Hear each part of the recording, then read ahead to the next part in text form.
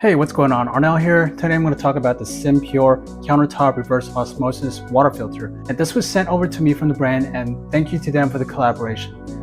And before we dive in, hit subscribe and the notification bell for more honest reviews. This is game-changing for anyone serious about clean, pure drinking water.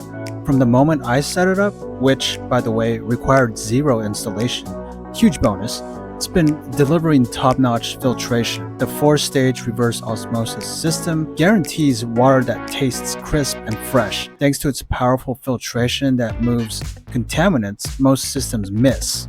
The built-in UV sterilization adds an extra layer of protection, ensuring the water is not only pure, but it tastes great. What really impressed me was the 4:1 pure to drain ratio, less waste, more pure water for my household. And take a look at these huge filters. These are to be changed out at least every 6 months, depends on how you maintain it.